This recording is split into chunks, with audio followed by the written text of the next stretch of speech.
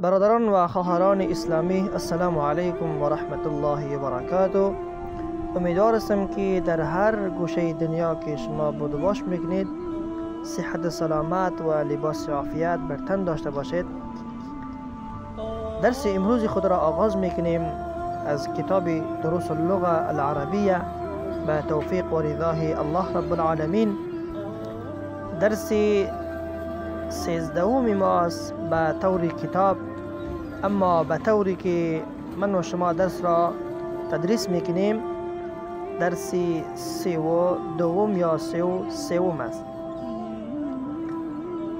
الدرس الثالث عشر، درس 13.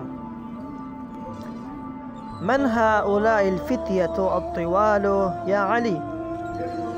این نوجوانان دراز قد اینها کی هستند ای علی؟ هم طلاب جدد، اینها شاگردانی نو هستند. من این هم؟ اینها از کجا است؟ هم من امریکا، اینها از امریکا است. اهم زملاؤک؟ آیا آنها دوستایت است؟ نعم هم زملائی، هم فی فصلی، آنها دوستای ماست و در صنف ما هستند. اهم مجتهدون؟ آیا آنها مهنتی هستند یا کوششی هستند؟ نعم هم مجتهدون، بلی آنها کوششی هستند. ما اسماؤهم؟ نامهای آنها چیست؟ اسماؤهم یاسر و زکریا و موسی و عبدالله. نامهای آنها یاسر، زکریا و موسی و عبدالله هستند. و من هؤلاء الرجال القصار؟ و این شخصهای دراز، شخصهای کوتاه قد کی هستند؟ شما در تصویر مشاهده میکنید که اینها کوتاه هستند، از این خاطر به اینها گفتند. هم حجاج، اینها کس حجاج هستند، حاجی هستند. من این هم؟ اینها از کجا است؟ بعضهم من الصین و بعضهم من الیابان، بعضشان از چین است و بعضشان از ژاپن است. اینها حجاج است. با همین ترتیب انتقال میکنیم به صفحه بعدی. این موسی و اصدقائه؟ موسی و دوستایش کجا است؟ ذهبوا الى المطعم، آنها رفتن به طرف مطعم، به طرف آشپزخانه، جایی که نان خورده می شود آن را مطعم گفته می شود.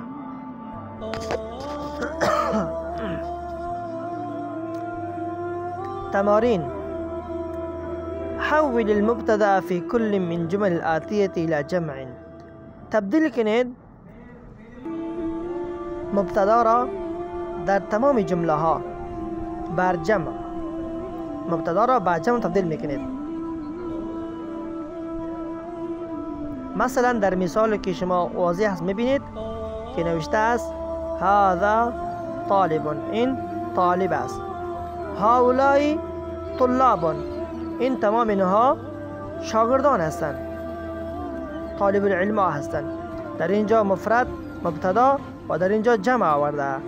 پس شما میتونید که به همین شکل تمام این سطرها را به همین شکل در شروع مبتدا مفرد میاریم و در آخر جمع میاریم به این شکل که میبینین در اینجا نوشته است در پیش. هذا تاجر، هؤلاء تجار، میبینین شما پیش. هذا حاج، هؤلاء حجاج. هذا رجل، هؤلاء رجال. به همین شکل تا آخر میخونین، ترجمه میکنیم انشاءالله، میتونین شما حل کنید. هذا کبیر، حجاج حاجی، طلاب شاگرد، تجار تاجرها، حجاج حاجیها، رجال مردها، کبار بزرگان، صغار خردان، قصار همچنان کوتاها، طوال درازها، اولاد بچه ها، ابناء این بچه ها، اعمام کاکاها، ماماها، شیوخ بزرگان. و همین ترتیب بعد صفحه بعدی انتقال میکنیم که همون درس است. هذا ضیف مهمان، ضیوف مهمان ها، زملاء و دوستا، فقراء و فقیرها، اغنیا و مالدارها، اصدقاء و دوستا، اطباء و دکترها، فتیتون نوجوانها، اخوتون نوجوانهای برادرها، جدد نوها، مدرسون استادها، مهندسون انجینرها، فلاحون دهقانها، مجتهدون خشوشیا، مسلمون مسلمانها. بعد درس بعدی انشالله و فردا انشالله به درس بعدی آغاز میکنیم.